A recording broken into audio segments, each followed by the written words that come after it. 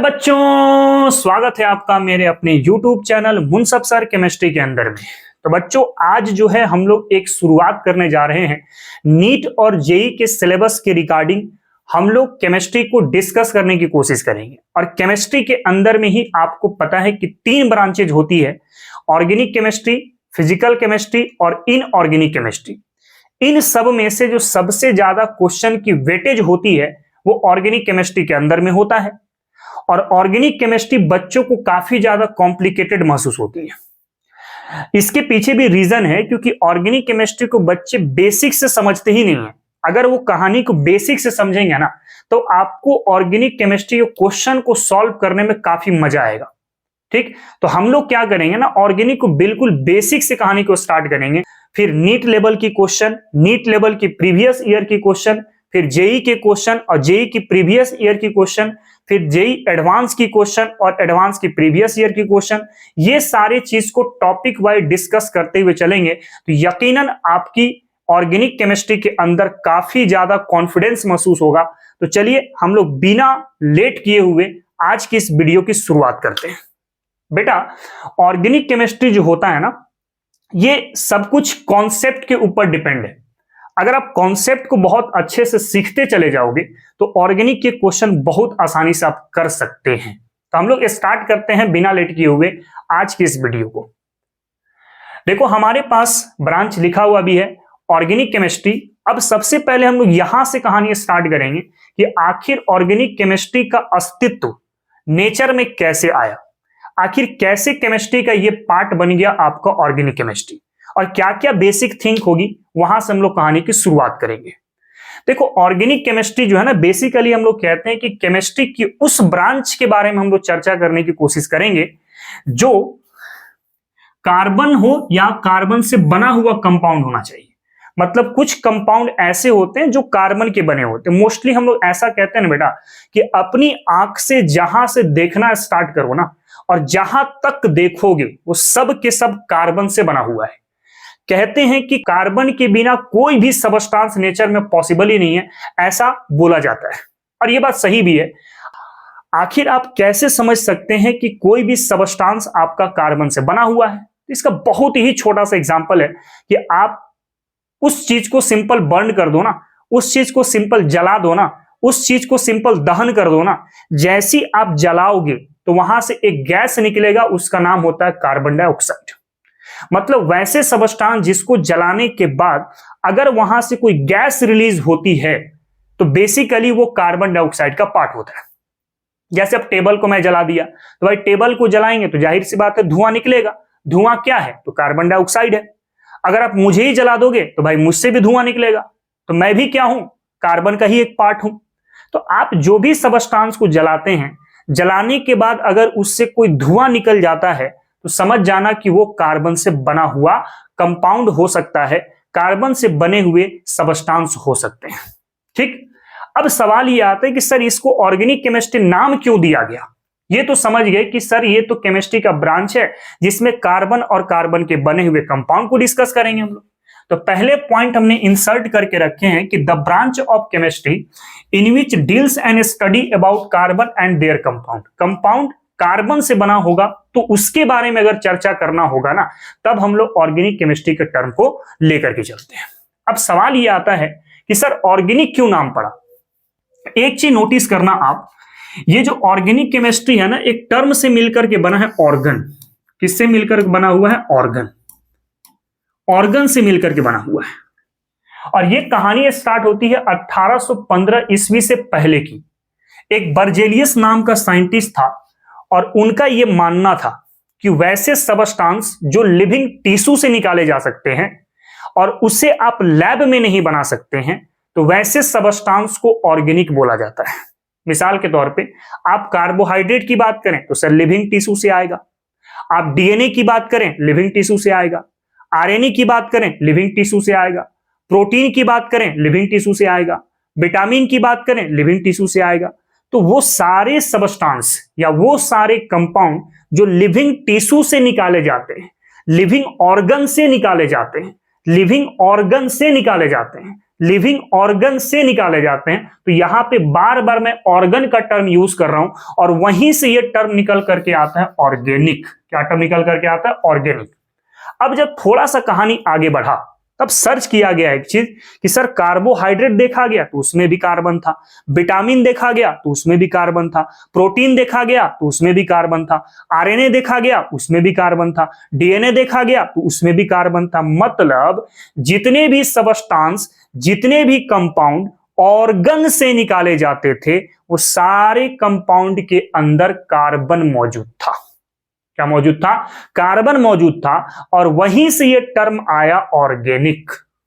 Organic इसीलिए बोला गया कि ऑर्गेनिक केमिस्ट्री का वो ब्रांच होगा जिसमें कार्बन के बारे में स्टडी करेंगे या कार्बन से बने हुए कंपाउंड के बारे में स्टडी करेंगे।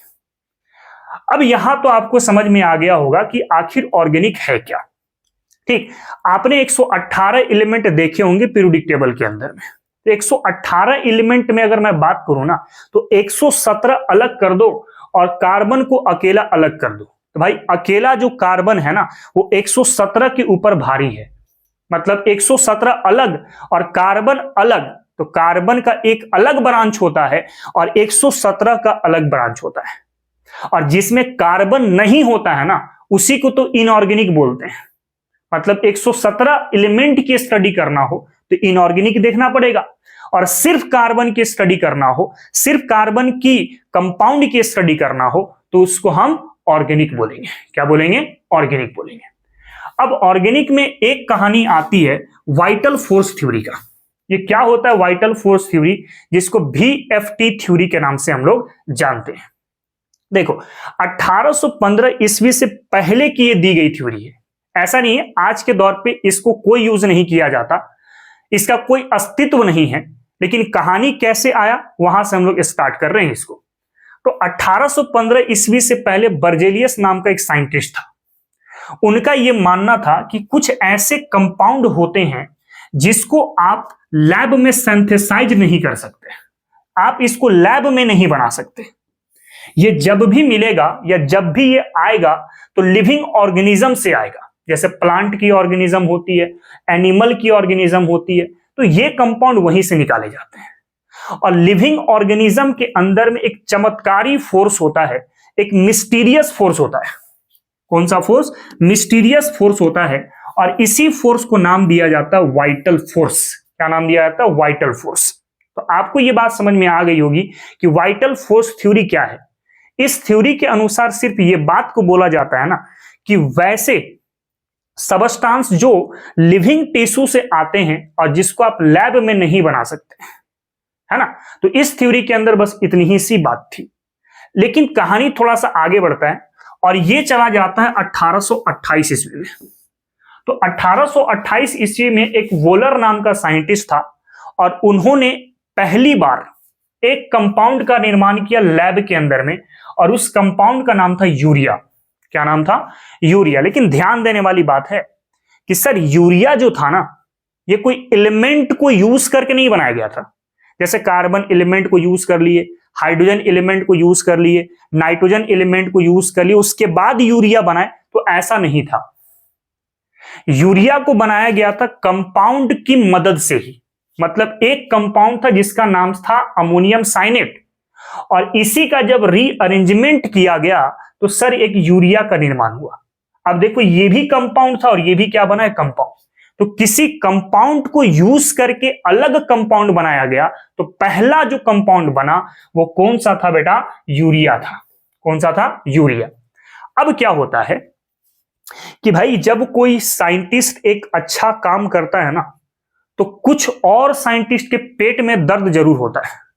आप इसको ऐसे समझ सकते हैं कि सर अगर मान लीजिए कि आप बहुत बड़े आदमी बन गए, ठीक है, बहुत बड़े आदमी बन गए और आपका चचेरा भाई बड़ा आदमी नहीं बना, तो उसको आपसे जलन होगी, उसको आपसे तकलीफ होगा, है ना। तो वही सिलसिला यहां पर भी आ जाता है कि सर वोलर जो है वो अच्छा काम किया, वो कोशिश कर रहा था कि कंपाउंड लैब में बना देते हैं। तो वोलर बर्बाद करने में लगा था बर्जेलियस को। वोलर जो है बर्बाद करने में लगा था किसको? बर्जेलियस को, है ना। फिर बाद में जब देखा कि वोलर तो बहुत अच्छा काम किया तो कुछ और साइंटिस्ट आ गए साथ में। जैसे का है साइंटिस्ट कॉल्बेस। और इन्होंने एक कंपाउंड और बना दिया लैब के अंदर में, और उसका नाम रखा गया एसिटिक एसिड। क्या नाम रखा गया? एसिटिक एसिड नाम रखा गया, दैट इज CH3COOH। और ये जो एसिटिक एसिड था ना, ये पहली बार ऐसा कंपाउंड बना लैब के अंदर में जो एलिमेंट को यूज करके बनाया गया। मतलब carbon element, hydrogen element, oxygen element को यूज करके बनाया गया। और वो पहला कंपाउंड कौन सा था? तो एसिटिक एसिड था। लेकिन ध्यान देना, इन दोनों पॉइंट में बहुत आसमान जमीन का अंतर है। वोलर जो बनाया यूरिया, ये कंपाउंड से बनाया था, एलिमेंट का उपयोग नहीं किया था। और कॉल्बेज ने बनाए ये कंपाउंड एलिमेंट को यूज करके। तो क्वेश्चन में ऐसे रह सकता है कि एलिमेंट को यूज करके पहला कंपाउंड कौन सा बना? तो एसिटिक एसिड बना। लेकिन को यूज करके पहला कंपाउंड कौन सा बना? तो बना यूरिया। अब कॉल्बेज ने तो एक और बना दिया। इसी गंगे में हाथ धो लिए हमारा भाई बर्थलेट साहब। तो बर्थलेट ने क्या किया ना, एक और कंपाउंड बना दिया जिसका नाम था मीथेन। क्या नाम था? मीथेन। तो मीथेन को हम लोग कहते हैं सेकेंड ऐसा कंपाउंड है जो लैब के अंदर में बना है। देखो, पहला कंपाउंड यूरिया बना बाय यूजिंग कंपाउंड। दूसरा जो कंपाउंड बना वो है acetic acid by using element, है ना। एलिमेंट को यूज करके पहला कंपाउंड कौन बना? Acetic acid. यहां पे दो अलग अलग बातें मैं बोल रहा हूं, ध्यान से सुनो तो पकड़ में आएगा बात। एसिटिक एसिड लैब के अंदर में दूसरा कंपाउंड है, लेकिन एसिटिक एसिड लैब के अंदर में पहला कंपाउंड है जब आप एलिमेंट को यूज करके बनाते हैं। और दूसरा कंपाउंड कौन सा बेटा? तो वो है मीथेन। तो भाई देखो, तो वर्जेलियस को 3 लोगों ने बर्बाद कर दिया ना। एक तो बोलर ने भी बर्बाद कर दिया, कॉल्बेज ने भी बर्बाद कर दिया, इधर बर्थलेट ने भी बर्बाद कर दिया। जब 3 लोग मिलकर के एक के ऊपर हावी हो जाएंगे तो भाई डोमिनेंट कैरेक्टर तो 3 लोगों के साथ हो गया ना, तो रिसेसी बेचारा चुपचाप हो जाएगा। और इसी चक्कर में ये वाला थ्योरी क्या हो गया? आपका डेड हो गया। मतलब वाइटल फोर्स थ्योरी इसी वजह से डेड हो गया, क्योंकि बर्जेलियस तो बोल दिया था कि आप इन सारे कंपाउंड को लैब में नहीं बना सकते हैं, लेकिन भाई वोलर बना के दिखा दिया, बर्थलेट बना के दिखा दिया, आपका कॉल्बेज बना के दिखा दिया। तो भाई 3 लोग जब बना के दिखा दिए तब जाके ये थ्योरी क्या हो गया? आपका डेड हो गया। तो इस तरीके से आपका ऑर्गेनिक केमिस्ट्री लैब के अंदर में बनना स्टार्ट हुआ। आज के दौर में बहुत सारे ऑर्गेनिक कंपाउंड, क्या आप एसिटिक एसिड लैब में नहीं बना सकते? बना सकते हैं। यूरिया भी लैब में बना सकते हैं, मीथेन भी आप लैब में बना सकते हैं, कार्बन डाइऑक्साइड भी लैब में बना सकते हैं आप, इथेन भी लैब में बना सकते हैं आप। सारे के सारे ऑर्गेनिक कंपाउंड को लैब में आसानी से बना सकते हैं। तब जाकर के ये थ्योरी क्या हो गई? आपके पास डेड हो गई। यहां तक तो बात समझ में आती है। अब क्या है, खैर ये सब चीज उतना इंपॉर्टेंट नहीं है, बस आपको थोड़ा सा मैं स्टार्ट कर रहा हूं, इसलिए मैं यहां से कहानी को लेके चल रहा हूं। अब इसके बाद एक इंपॉर्टेंट सवाल यह आता है कि सर अभी आपने एक बात कहा था कि 118 एलिमेंट आपके पीरियोडिक टेबल पे होती है। कार्बन की बात करें तो उसको अलग ब्रांच दे दिया गया, और 117 एलिमेंट जो बचे उसको एक अलग ब्रांच दे दिया गया। अब सवाल यह आता है कि कार्बन में ऐसा क्या खासियत है जो बाकी 117 एलिमेंट के पास नहीं है? सवाल आता है कि कार्बन अकेला पूरे दुनिया पर राज कर रहा है और उतना अस्तित्व भाई 117 एलिमेंट नहीं करा पाए, ताकि कार्बन में ऐसा क्या खास बात है? तो सवाल यहां पे रहता है ऐसा कि वाई इज ऑर्गेनिक कंपाउंड या फिर carbon compound found in large number. Carbon का जो कंपाउंड है वो नेचर में सबसे ज्यादा संख्या में मौजूद है, ऐसा क्यों? फिर दूसरा सवाल इसी को घुमा के लिया जा सकता है कि why we study in separate subject. आप कार्बन कंपाउंड को या ऑर्गेनिक कंपाउंड को सेपरेट सब्जेक्ट में क्यों पढ़ते हैं? क्या कहानी है कार्बन के साथ? तो हम लोग कहानी को जरा देखते हैं कि कार्बन में क्या क्या चीजें होती है। देखो, सबसे पहले जो कार्बन में आती है वो होती कैटिनेशन टेंडेंसी। इसको हिंदी में श्रृंखलन भी बोलते हैं। क्या बोलते हैं? श्रृंखलन क्षमता। कार्बन के पास जो है ना, कैटिनेशन करने की क्षमता सबसे ज्यादा होती है। अब कैटिनेशन क्या होता है? कार्बन जो है अपने ही जैसे एलिमेंट, जैसे कार्बन दूसरे कार्बन से जुड़ सकता है, ये तीसरे कार्बन से भी जुड़ सकता है, चौथे से भी जुड़ सकता है, पांचवें से भी जुड़ सकता है, और इस तरीके से कार्बन कार्बन जुड़ करके एक लॉन्ग चेन का निर्माण कर सकता है। तो कार्बन की वो टेंडेंसी जिसमें कार्बन अपने ही जैसे एलिमेंट के साथ जुड़ करके एक बहुत लंबा चेन का निर्माण कर सकता है, एक बहुत बड़ा श्रृंखला का निर्माण कर सकता है, तो ये टेंडेंसी बहुत ज्यादा कार्बन के अंदर में पाई जाती है। एक तो पहला डिफरेंस ये हो गया 117 और कार्बन में क्या डिफरेंस है।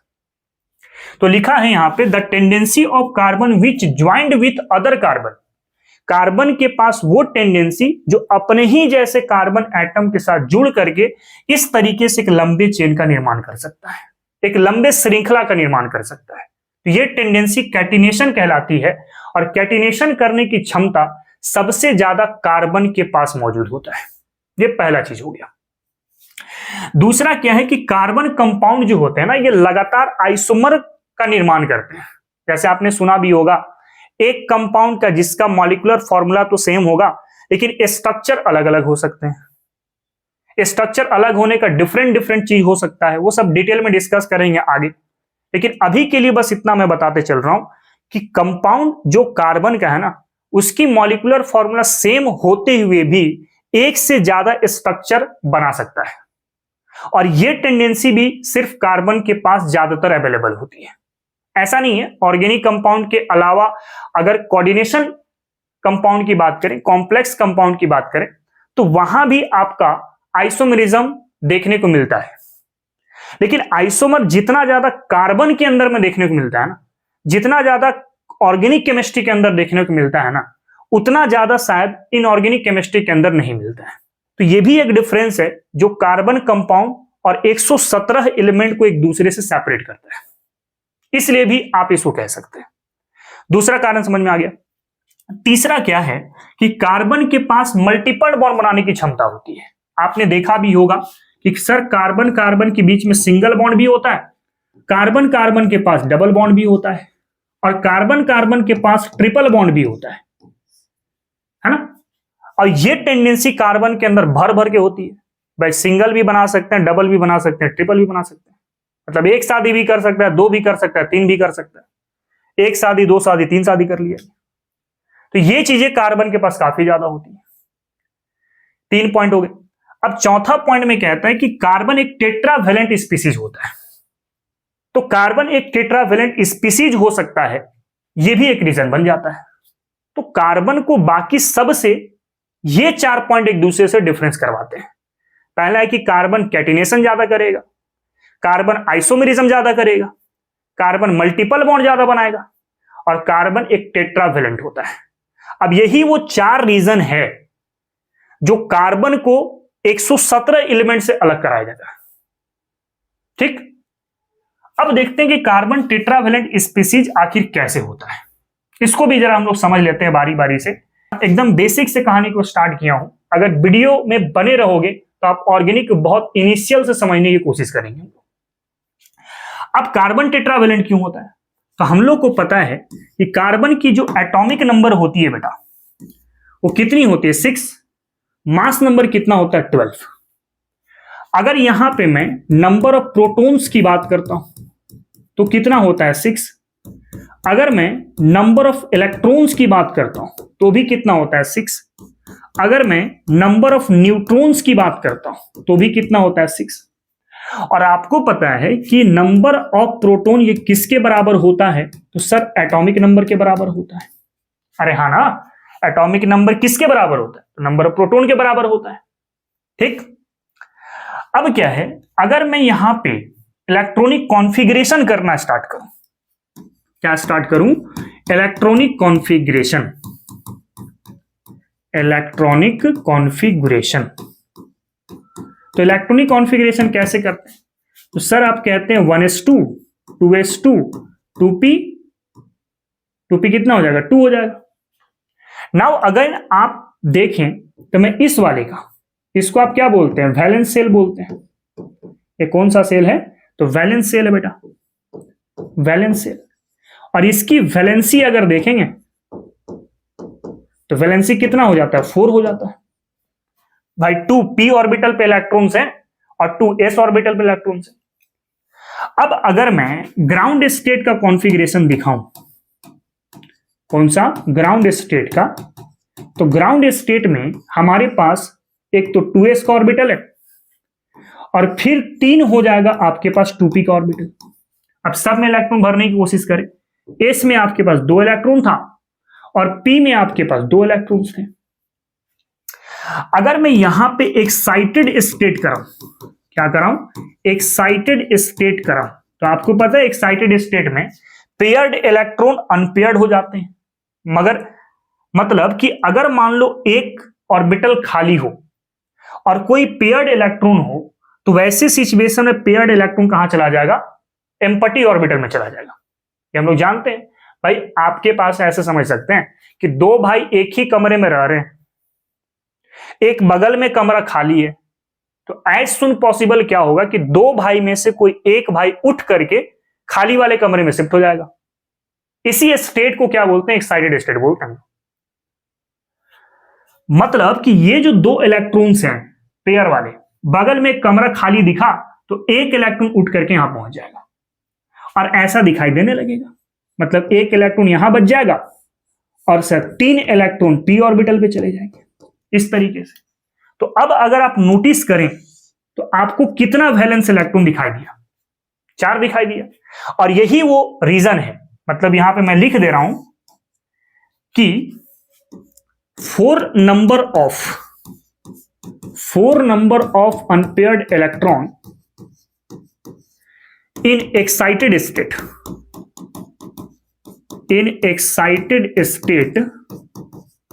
hence carbon is a tetravalent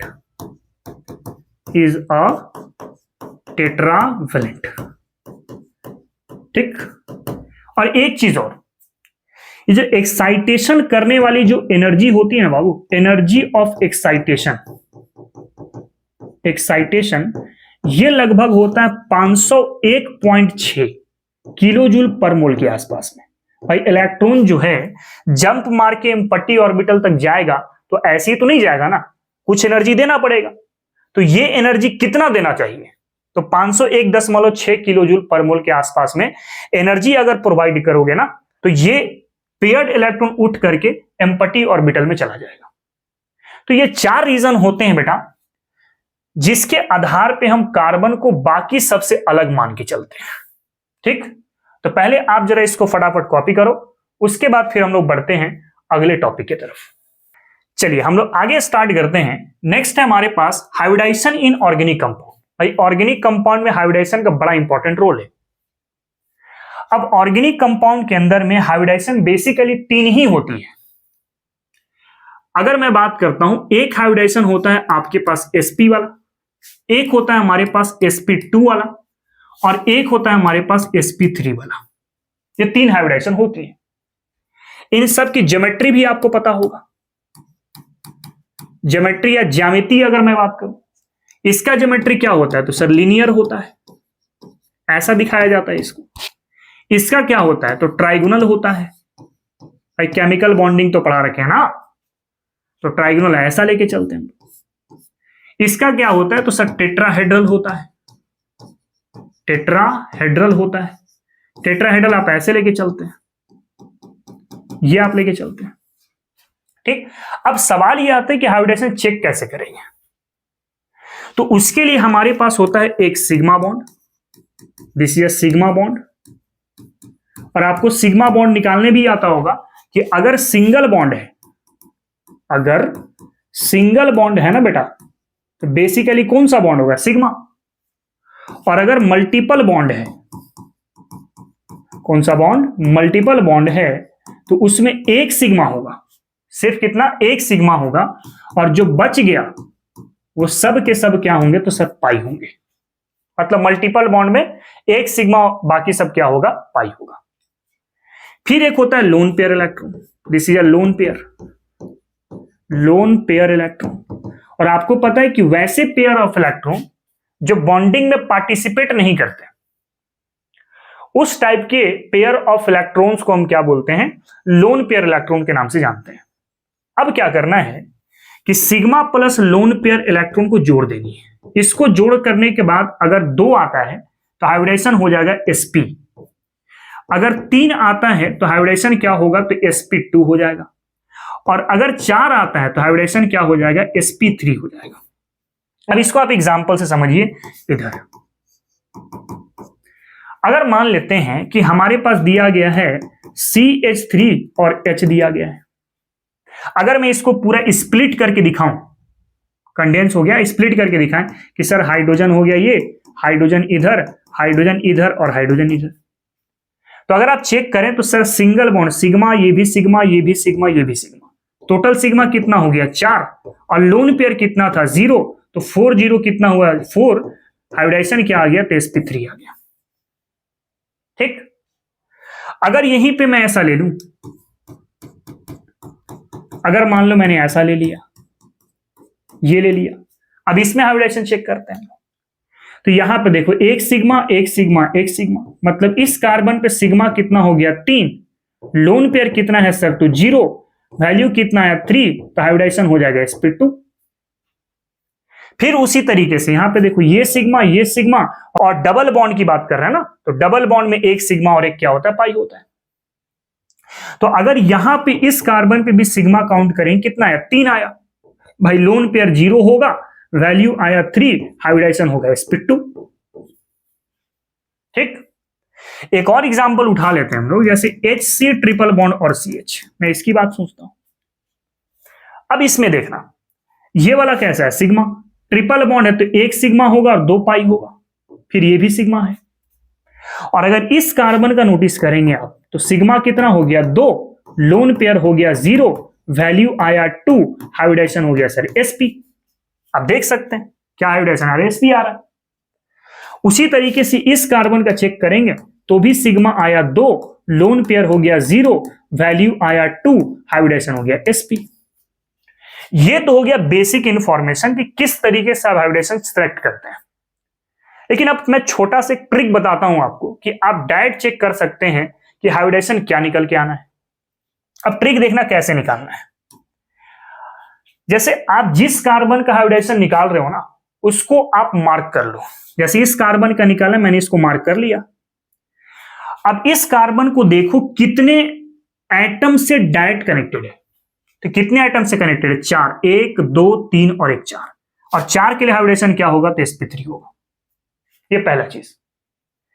अगर मान लो इस कार्बन का देखना आपको, फिर इस कार्बन का देखो कि कितना एटम को डायरेक्ट टच कर रहा है, तो एक एटम इधर, एक एटम इधर और एक एटम इधर, 3 एटम को टच कर रहा है, तो 3 के लिए हाइब्रिडेशन क्या हो गया सर, तो sp2 हो गया।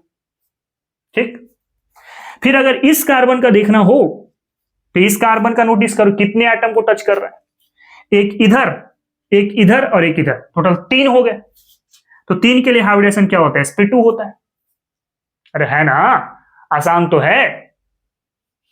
फिर इस कार्बन का अगर चेक करना हो तो भाई देखो कितने एटम को टच कर रहा है, तो एक इधर और एक उधर, 2 एटम को टच कर रहा है, तो 2 के लिए हाइब्रिडेशन क्या होता है, sp होता है ना।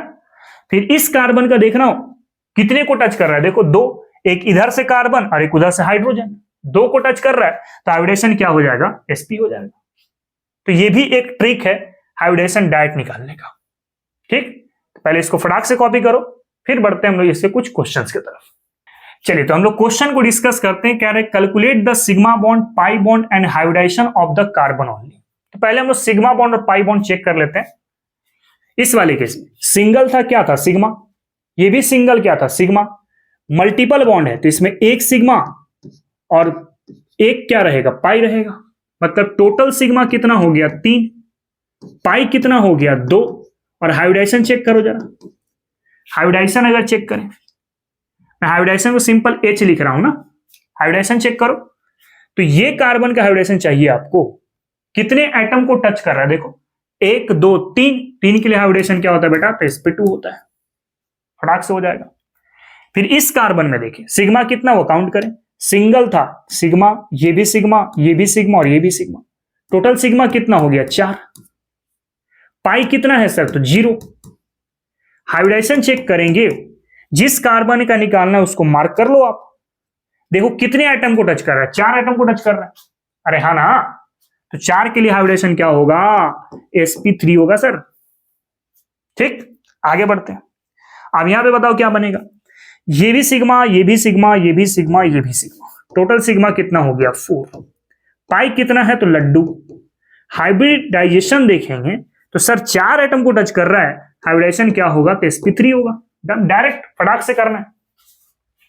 अगला क्वेश्चन अगर देखो, इस वाले क्वेश्चन पे देख लें जरा, इसमें सिग्मा काउंट करना है पहले।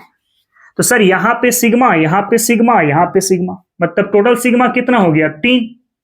ये 3 नहीं होगा, क्यों नहीं होगा सर, यहां भी तो 3 गो है भाई, यहां भी तो है ना। अगर आप इसको स्प्लिट करके देखेंगे तो 3 हाइड्रोजन है, 1 2 और 1 3। तो भाई ये भी सिग्मा, ये भी सिग्मा, ये भी सिग्मा हुआ ना। फिर यहां भी देखेंगे तो 1 2 और 1 3 हो जाएगा भाई, ये भी सिग्मा, ये भी सिग्मा, ये भी सिग्मा। तो टोटल सिग्मा कितना हो गया काउंट करो तो 1 2 3 4 5 6 7 8 9, 9 सिग्मा हो गया। पाई कितना हो गया बेटा, तो पाई हो गया यहां पर कितना 1। हाइब्रिडाइजेशन चेक करो जरा। तो हाइब्रिडाइजेशन अगर देखेंगे क्या मिलेगा, देखो ध्यान से। तो इस कार्बन का देखेंगे तो हाइब्रिडाइजेशन 3 एटम को टच कर रहा है, तो इस वाले कार्बन का तो हो गया sp2। किसका, ये वाले कार्बन का। इसको कार्बन नंबर 1 इंडिकेट कर दे रहा हूं मैं, इससे कार्बन नंबर 1, और इन दोनों को इंडिकेट कर रहे हैं कार्बन नंबर 2। तो अगर इसका हाइब्रिडाइजेशन चेक करो तो क्या आएगा सर, यहां पे 3 एटम नीचे, एक ऊपर कार्बन, 4 एटम हो गया, और 4 के लिए हाइब्रिडेशन क्या हुआ है sp3। फिर इस वाले में वही सिचुएशन है, तो यहां पे sp3 हाइब्रिडेशन हो जाएगा कार्बन नंबर 2 के लिए। अब डायरेक्ट फटाफट चेक करें। अच्छा एक और ट्रिक कर सकते हैं फटाक से, एक और ट्रिक अगर मैं दिखाऊं यहां पे, तो आप डायरेक्ट भी यूज करें। जैसे कार्बन सिंगल बॉन्ड से हो तो हम लोग sp3 कह लेते हैं, अगर कार्बन सिंगल बॉन्ड से हो तो sp3 कह लो, अगर कार्बन डबल बॉन्ड से हो ऐसा तो sp2 कह लो। लेकिन एक चीज ध्यान देना जरा, कार्बन ट्रिपल बॉन्ड से हो तो इसको आप sp कह लो, लेकिन अगर कार्बन दोनों तरफ डबल बॉन्ड से हो, इससे दोनों तरफ डबल बॉन्ड, यहां पे 2 डिफरेंस है इस बारे में नोटिस करना, एक तरफ डबल बॉन्ड एक तरफ सिंगल बॉन्ड, तो sp2 बोला मैंने, और एक कार्बन के तरफ दोनों तरफ डबल बॉन्ड, इधर भी इधर भी, तो इस कार्बन की हाइब्रिडेशन क्या हो जाएगी बेटा, तो sp हो जाएगी। क्या हो जाएगी, sp हो जाएगी। ठीक, अब डायरेक्ट जरा चेक करते हैं। सर सिंगल बॉन्ड से था तो sp3 आप कह सकते हैं इसके अकॉर्डिंग। यहां पे देखो एक तरफ डबल बॉन्ड है, एक तरफ डबल एक तरफ सिंगल, तो sp2 कह लो। फिर इस कार्बन पे देखो एक तरफ डबल एक तरफ सिंगल, तो sp2 कह लो। फिर यहां पे ट्रिपल है, डायरेक्ट क्या होगा, sp होगा। फिर इस कार्बन पे चेक करें, सर यहां पे डबल है sp2, यहां भी क्या होगा sp2, ये भी क्या होगा sp2, ये भी क्या होगा sp2, ये भी क्या होगा sp2, और ये भी क्या होगा sp2। आप सिग्मा और पाई तो काउंट कर ही सकते हैं, किस तरीके से हम लोग कैलकुलेट करें आप दिख भी रहा होगा। फिर इस वाले केस में देखें, डबल बॉन्ड sp2, ये भी क्या होगा sp2, ये भी क्या है sp2, है ना, ये भी क्या है sp2, भाई डबल बॉन्ड से कनेक्टेड है। ये भी क्या है sp2, ये भी क्या है sp2, ये भी क्या है sp2, ये भी क्या है sp2, ये भी क्या है sp2, और ये वाला भी क्या है sp2 है। मतलब इसमें भी सब कार्बन sp2 हाइब्रिडेशन से है। इसको आप चेक कर सकते हैं, सारे कार्बन sp2 से ही आएगा। तो इसको फटाक से कॉपी करो और कुछ और क्वेश्चन डिस्कस करते हैं। चलिए आगे बढ़ते हैं। फिर इसमें देखो जरा, मैं सिर्फ हाइब्रिडाइजेशन निकाल रहा हूं, ठीक है। आप सिग्मा और पाई निकाल सकते हैं, कैसे निकालना है आपको मैं ऑलरेडी बता चुका हूं। चलिए चेक करते हैं। इसका देखो डबल बॉन्ड और सिंगल बॉन्ड से तो sp2 हो जाएगा। इस कार्बन का देखो ट्रिपल और सिंगल है तो sp हो जाएगा। फिर देखें इस वाले की तरफ, तो ये वाला क्या होगा sp2, ये भी क्या होगा sp2 होगा, ये भी क्या होगा sp2 होगा, ये भी क्या होगा sp2 होगा, ये भी क्या होगा sp2 होगा, ये भी क्या होगा sp2 होगा, ये भी क्या होगा sp2 होगा। मतलब हमने बोला कि एक डबल एक सिंगल तो sp2, एक कार्बन के दोनों तरफ डबल तो क्या होगा sp होगा। एकदम डायरेक्ट याद रखना, उससे भी नहीं कर सकते तो भाई एटम वाला सिलेक्ट करना तो सिखा ही दिया कि जिसका हाइब्रिडेशन निकाल रहे हो उसके चारों तरफ चेक करो कितने एटम को टच कर रहे हैं। 4 को टच किया तो sp3, 3 को टच किया तो sp2, 2 को टच किया तो simple sp, superintendent of police. मत समझना sp हाइब्रिडाइजेशन होता है। उसी तरीके से आप इसका चेक करके देख सकते हैं। इस कार्बन की हाइब्रिडेशन क्या है? sp2 है। इसका क्या है? sp2 है। अगर मैं इस कार्बन का पूछूं तब क्या होगा? देखो तो बात तो वही है ना, एक डबल के साथ इधर सिंगल है तो इसको भी हम क्या बोलेंगे सर? sp2 बोलेंगे। यहां भी वही होगा, क्या होगा? sp2 होगा। इसकी बात करें sp2 है, इसकी बात करें sp2 है, मतलब यहां पे सारे कार्बन sp2 पर ही है। अगला वाला केस में चेक करो जरा, इसमें चेक कर लो जरा। इसमें बात करें क्या है? sp3। इसमें देखो सिंगल सिंगल क्या होगा? sp3 होगा। इसमें देखो क्या होगा? sp3 होगा। इसमें क्या होगा? sp3 होगा। इसमें क्या होगा? sp3 होगा। इसमें क्या होगा? sp3 होगा। अरे होगा ना। फिर इस वाले कार्बन पे क्या होगा? तो इसमें भी सर sp3 होगा, क्योंकि ये कार्बन चारों तरफ सिंगल बॉन्ड से कनेक्टेड है। अरे बोलो हाँ कि ना? ठीक, चलो अगला वाला हम देखते हैं। अगर हम इस वाले केस में देखें तो भाई ये वाला कार्बन sp3 है, ये वाला कार्बन कितने से कनेक्टेड है? देखो 2 एटम, लेकिन ध्यान देना यहां पे 2 हाइड्रोजन भी तो है ना सर। तो 4 एटम को टच कर रहा है तो इसका भी sp3 होगा। या फिर डायरेक्ट निकाल सकते हैं कि कार्बन अगर सिंगल बॉन्ड को कनेक्ट कर रहा है तो sp3 होगा। ये भी क्या होगा? sp3। ये भी क्या होगा? sp3। ये भी क्या होगा? sp3। और अगर मैं पूछ दिया कि नाइट्रोजन का हाइब्रिडेशन क्या होगा, तो सर यहां भी sp3 होगा। क्यों? क्योंकि सर यहां पे लोन पेयर भी है। तो भाई सिग्मा यहां पे काउंट कर लिए तो 3, लोन पेयर काउंट कर लिए तो 1, और 314 हाइब्रिडेशन क्या मिला? sp3 मिला। ये सिर्फ वैलिड कार्बन के लिए नहीं है, नाइट्रोजन के लिए भी वैलिड है ना?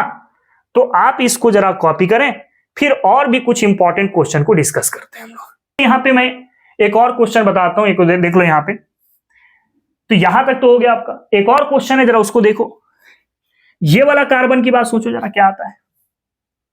ये वाला कार्बन सोचो जरा क्या आता है? सर एक तरफ डबल है sp2। ये वाला कार्बन में क्या होगा? एक तरफ डबल है सर sp2। ये वाला कार्बन देखो दोनों तरफ डबल है sp।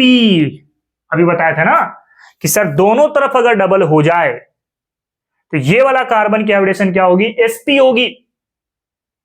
वही कॉन्सेप्ट यहां पे यूज कर रहे हैं। ये वाला कार्बन देखो सर दोनों तरफ डबल हो गया ना, इसको भी क्या बोलेंगे? sp बोलेंगे, है कि नहीं? आप चेक करके देख सकते हैं, करेक्ट आएगा, कोई घबराने वाली बात नहीं है। तो हाइब्रिडेशन निकालने का 3 तरीका मैंने बताया, सिग्मा प्लस लोन पेयर से। जिस एटम की हाइब्रिडेशन निकालनी है उसको पकड़ो, उसके चारों तरफ देखो कितने एटम को टच कर रहा है। 4 को टच किया तो हाइब्रिडेशन sp3, 3 को टच किया तो sp2, और 2 को टच किया तो sp। फिर एक तरीका यह भी बताया कि कार्बन सिर्फ सिंगल से होगा तो sp3, कार्बन एक डबल एक सिंगल से होगा तो sp2, कार्बन एक ट्रिपल एक सिंगल से sp, और कार्बन दोनों तरफ डबल से तो sp हो जाएगा। इसको भी ध्यान रख सकते हैं, ठीक है? चलिए आगे बढ़ते हैं हम लोग। हमारे पास एक क्वेश्चन है, find all the hybridisation in the following compound and ratio of sp and sp2 orbitals. पहले इस कंपाउंड को एक्सपेंड करो। Carbon carbon C triple bond N, C triple bond N, C triple bond N and C triple bond N। ठीक है, hybridisation निकालना है। देखो तो कार्बन एक तरफ ट्रिपल एक तरफ सिंगल sp, यहां पे भी क्या होगा सर? sp। यहां भी क्या होगा सर? sp।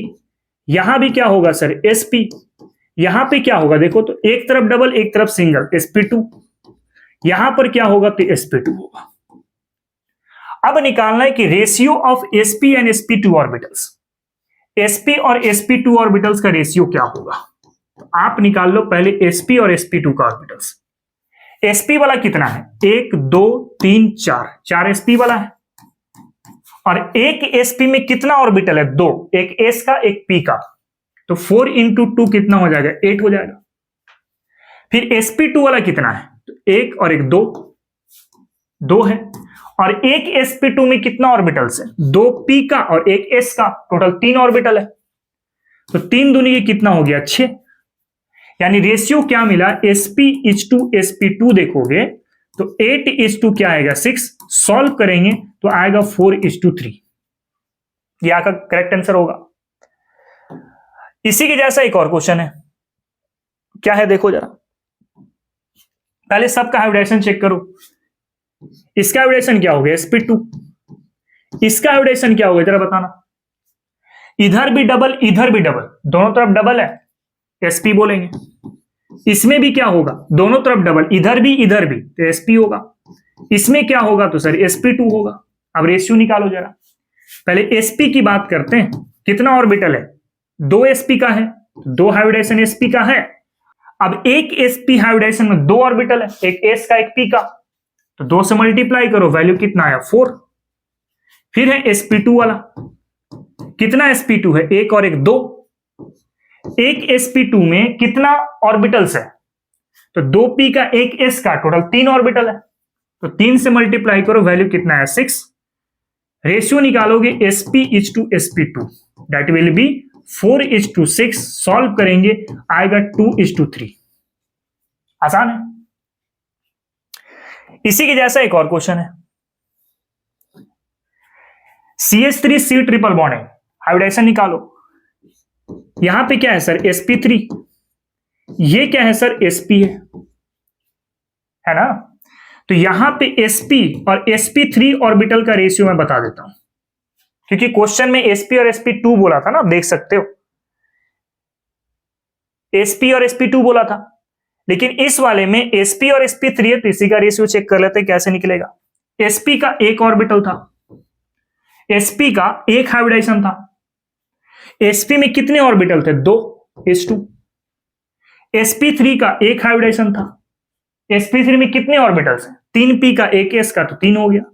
निकालेंगे रेशियो, क्या मिला 2:3 मिला। आई थिंक कैसे ये कैलकुलेट करना है ये आपको मैं बता चुका हूं, पहले इसको कॉपी कर लो, उसके बाद फिर बढ़ते हैं हम लोग नेक्स्ट क्वेश्चन की तरफ। चलिए बच्चों, तो हम लोग स्टार्ट करते हैं क्वेश्चन नंबर 3 को। कह रहे कि the ratio of number of sp, sp2 and sp3 orbitals in the following compound. इन सब में sp, sp2 और sp3 ऑर्बिटल्स का रेशियो आपको पता करना है। तो सबसे पहले एक एक कंपाउंड का हमें हाइब्रिडेशन निकालना पड़ेगा। जैसे आपको पता है कि इस कंपाउंड का जो ये वाला कार्बन है, इस कार्बन की हाइब्रिडेशन क्या होगी सर sp3 होगी, इसकी क्या होगी तो sp2 होगी, इसकी क्या होगी तो सर sp होगी, इसकी क्या होगी तो sp2 होगी, इसकी क्या होगी तो sp होगी, इसकी क्या होगी sp होगी, और इसकी क्या होगी तो sp3 होगी। तो अगर मैं sp की बात करूं तो sp टोटल कितना हाइब्रिडेशन है, देखो तो 1 2 3 है, और एक sp हाइब्रिडेशन में कितने ऑर्बिटल है 2, एक s का एक p का, तो 2 से मल्टीप्लाई कर दो तो 6 हो गया। आगे अगर देखें sp2 वाला, तो sp2 का कितने हाइब्रिडेशन है 1 2 2 ही है आपके पास, और एक sp2 हाइब्रिडेशन में कितने ऑर्बिटल्स हैं 2p का एक s का, तो 3 आ गया, तो 3 दूनी की कितना हो गया 6 हो गया यहां भी, है ना। फिर अगर मैं sp3 वाला देखूं, कितने हाइब्रिडेशन है sp3, 1 और एक 2 है कि नहीं। और इसमें अगर ऑर्बिटल्स देखो तो 3 और एक 4, 4 ऑर्बिटल यानी 8 आ गया। रेशियो क्या मिला 6:8, सॉल्व करेंगे तो 3:3 क्या आएगा 4 आ जाएगा, ये रेशियो होगा। आगे देखते हैं इस वाले केस में हाइब्रिडेशन क्या है sp3, इसका क्या होगा sp2, इसका क्या होगा sp2, इसका क्या होगा sp, इसका क्या होगा sp, और इसका क्या होगा sp3 होगा। पहले आप sp हाइब्रिडेशन वाला चेक कर लो।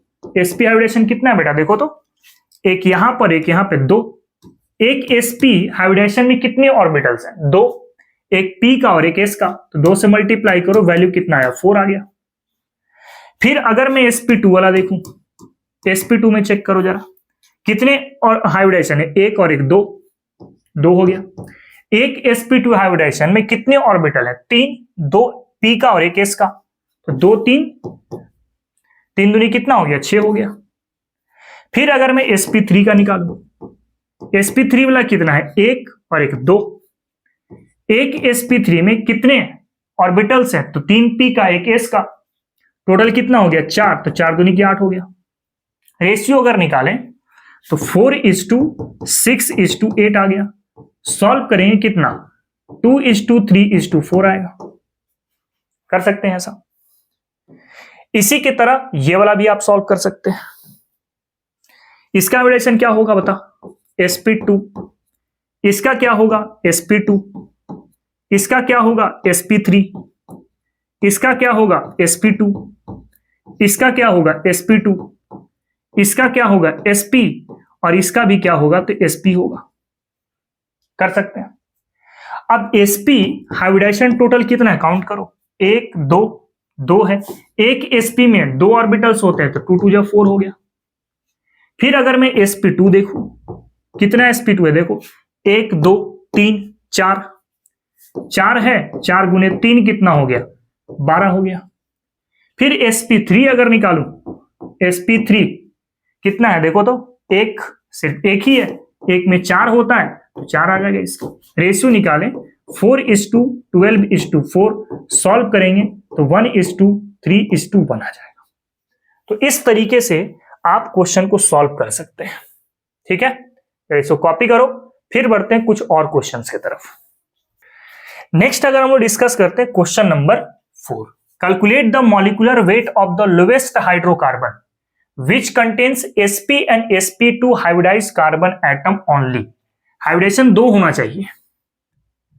हाइब्रिडेशन 2 होना चाहिए, एक sp और एक sp2, है ना। अच्छा, sp का 2 क्राइटेरिया था। एक था कार्बन कार्बन ट्रिपल बॉन्ड और एक तरफ सिंगल हो, तो ये sp हो जाता। फिर डबल बॉन्ड का एक और क्राइटेरिया था, कार्बन कार्बन के दोनों तरफ डबल बॉन्ड हो, तब भी ये sp होगा। और sp2 का एक क्राइटेरिया था, कौन सा? कार्बन कार्बन डबल बॉन्ड, इधर सिंगल बॉन्ड हो जाए, ये क्राइटेरिया था। और दूसरा कोई क्राइटेरिया तो था ही नहीं। और एक sp2 होना चाहिए, मतलब एक तो ये होना चाहिए और एक तो या तो ये होना चाहिए या तो ये होना चाहिए, दो में से कोई एक होना चाहिए। तो अगर एक इसको फिक्स कर दूं मैं, एक इसको फिक्स कर दूं मैं, तो एक क्या हो जाएगा? ये हो जाएगा। अगर आप इसको लेते हो तो कार्बन कार्बन ट्रिपल बॉन्ड ये हो जाएगा। और अगर इसको लेते हो तो एक ये हो जाएगा, कार्बन कार्बन डबल बॉन्ड और इधर एक डबल बॉन्ड कर दिया। अब देखो दोनों आ गया कि सर ये तो हो गया आपका sp2 वाला, क्योंकि सर इधर सिंगल बॉन्ड है। ये क्या हो गया सर? sp वाला। और ये क्या हो गया सर? तो sp2 वाला हो गया। यहां पर भी है, यहां पर भी है कि सर ये भी sp2 है, ये भी sp2 है, ये वाला sp है और ये वाला भी sp है, बट ये लोअर नहीं है। लोअर तो ये हुआ ना 3 कार्बन वाला, तो 3 से बड़ा ना 4 कार्बन हो गया, तो ये भाई हायर हो गया और ये वाला क्या हो गया आपका? लोअर हो गया।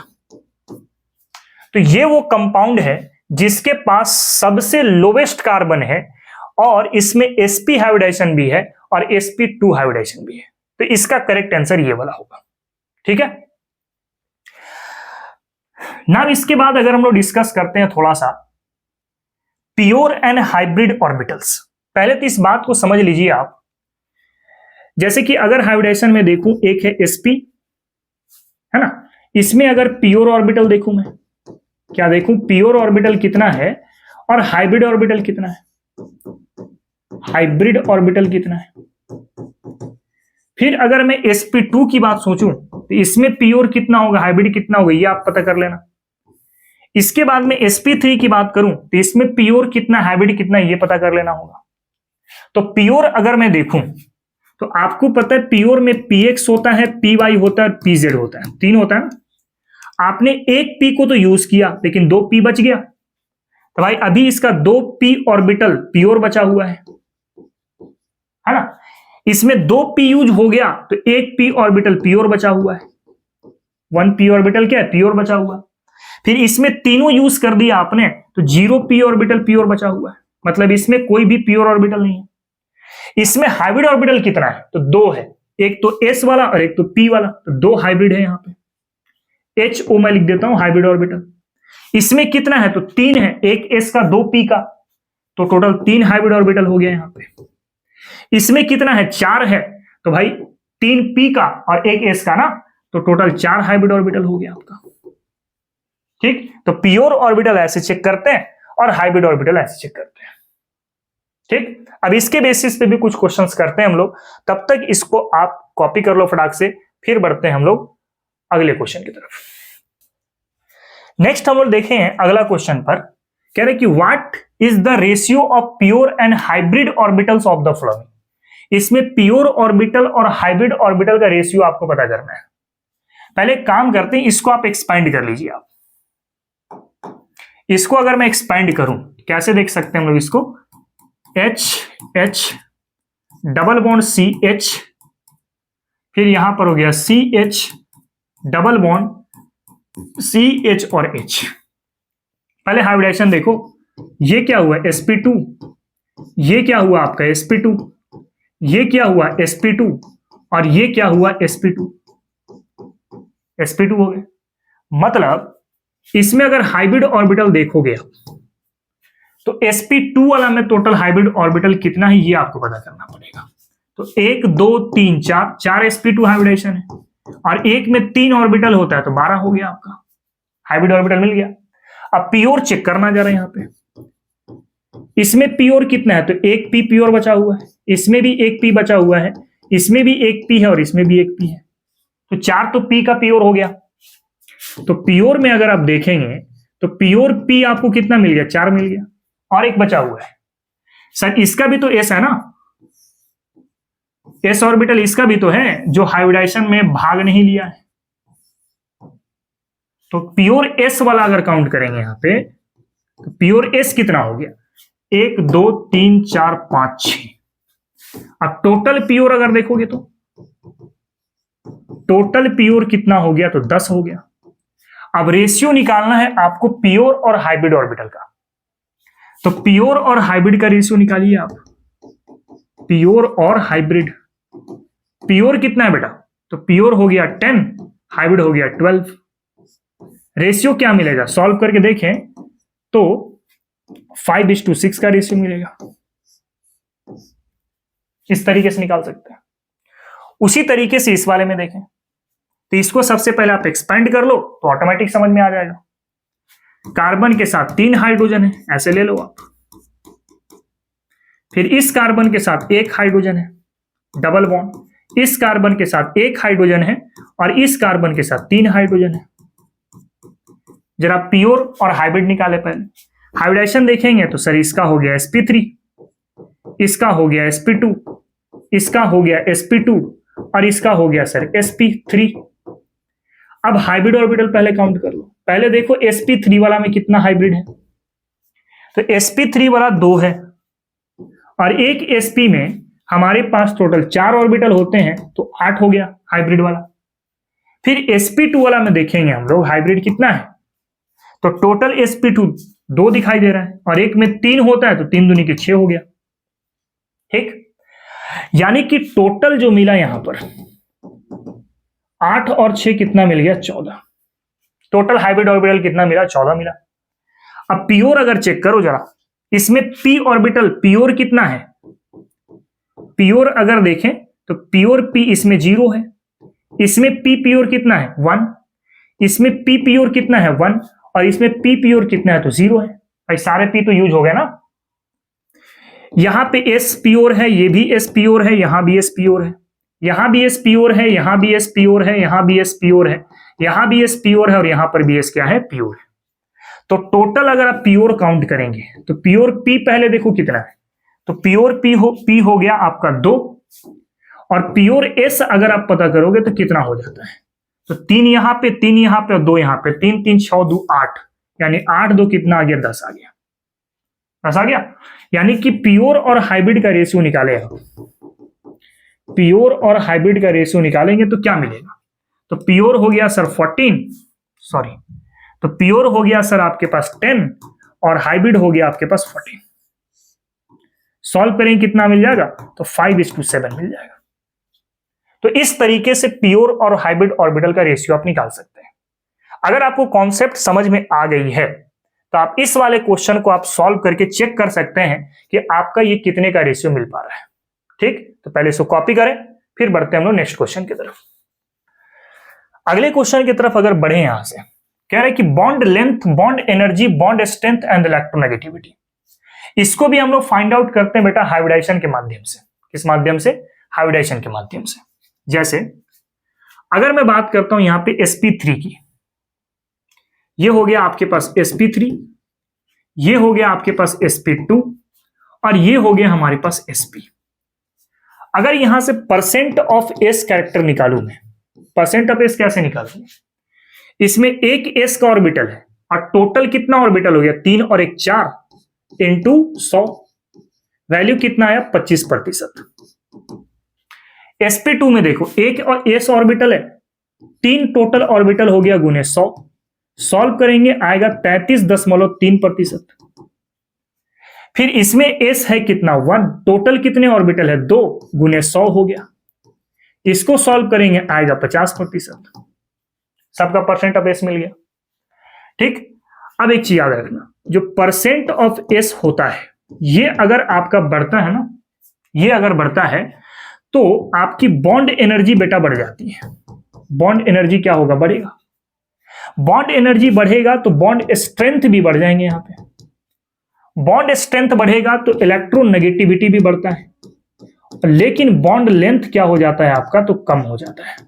यानी कि आप कह सकते हैं एक चीज कि परसेंट ऑफ एस बढ़ने से बॉन्ड लेंथ क्या हो जाते हैं? कम हो जाते हैं। अब इसको रिवर्स कर सकते हैं आप, परसेंट ऑफ एस कैरेक्टर अगर मान लो कम हो गया तो बॉन्ड एनर्जी भी बेटा क्या हो जाएगी? कम हो जाएगी। ये सब केमिकल बॉन्डिंग का है जो बेसिक होना चाहिए आपका। परसेंट ऑफ एस कैरेक्टर कम होने से बॉन्ड स्ट्रेंथ भी क्या होगा? कम होगा। इलेक्ट्रोनेगेटिविटी भी क्या होगा? कम होगा। लेकिन बॉन्ड लेंथ क्या हो जाएगा आपका? ज्यादा हो जाएगा। जैसे अगर मैं कंसीडर करूं एक तरफ है sp3, एक है हमारे पास sp2 और एक है हमारे पास sp, तो अगर आप इधर से इधर मूव करते हैं बेटा तो परसेंट ऑफ एस कैरेक्टर ये आपका क्या होता है? इंक्रीज होता है। आप कैलकुलेट भी कर चुके हैं इसको।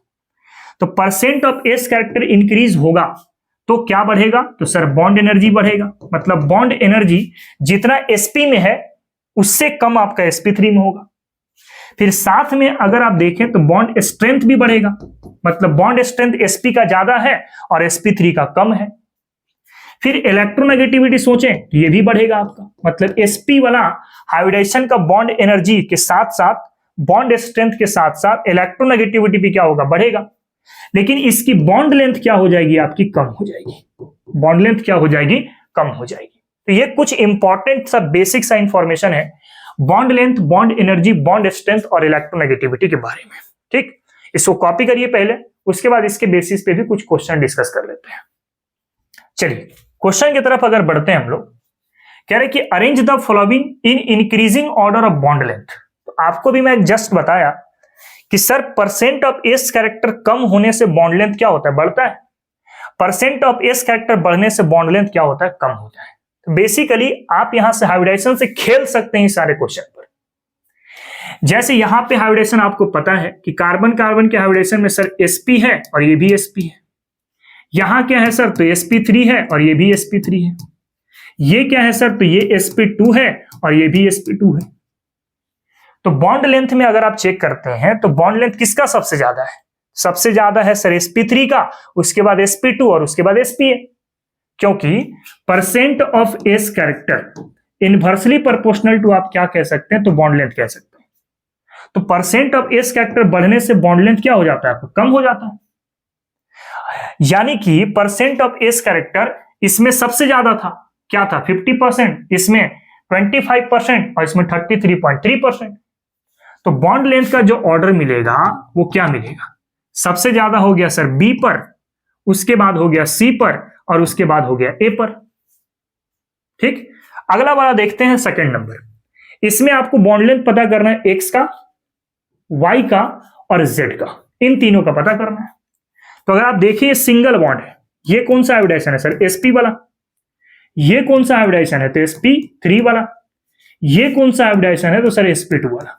फिर से वही सवाल, sp3 का बॉन्ड लेंथ सबसे बड़ा होता है। तो अगर बॉन्ड लेंथ का ऑर्डर देखें हम लोग यहां पे, किसका ज्यादा हो गया सर? y का ज्यादा, उसके बाद z का ज्यादा और उसके बाद हो गया तो x का ज्यादा। उसी तरीके से आगे में देख सकते हैं, इसका बॉन्ड लेंथ निकालना है x, ये हो गया y और ये हो गया आपका z। इसका हाइब्रिडाइजेशन चेक करो तो सर ये sp2 है और ये वाला sp3 है।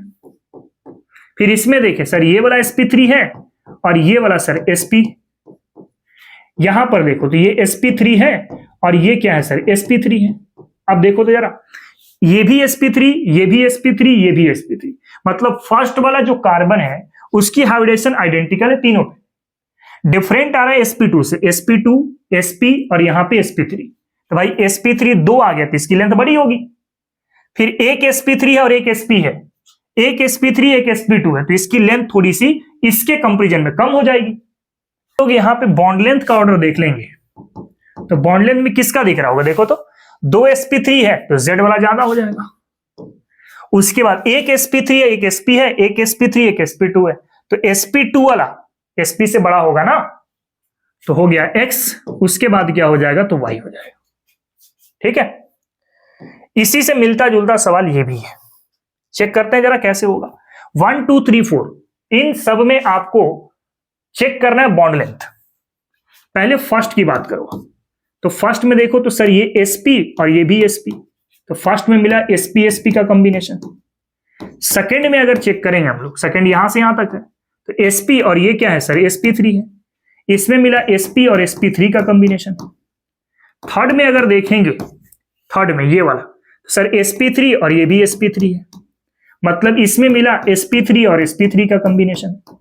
फिर अगर आप 4 में चेक करेंगे ये वाले में तो सर ये sp2 हो जा रहा है, मतलब कॉम्बिनेशन यहां पे sp3 और sp2 पर हो जा रहा है। अब अगर मैं बॉन्ड लेंथ देखूं यहां पे, देखो तो यहां पे 2 sp3 है, इसकी लेंथ बड़ी हो जाएगी, मतलब थर्ड वाला बड़ा होगा। उसके बाद देखो जरा ये 2 sp है, इसकी सबसे छोटी हो जाएगी। भाई सबसे बड़ा sp3 वाला, सबसे छोटा sp वाला। सेकेंड और थर्ड फोर्थ में अगर आप कंपेयर करें, इसमें sp3 है इसमें भी sp3 है, इसमें sp और यहां पे sp2 है, तो sp2 वाला बड़ा हो जाएगा, मतलब थर्ड के बाद हो गया 4 और 4 के बाद हो गया सेकेंड। ये आपका करेक्ट ऑर्डर बॉन्ड लेंथ का मिलेगा इस क्वेश्चन के अकॉर्डिंग। ठीक है, तो पहले आप इसको कॉपी कर लें।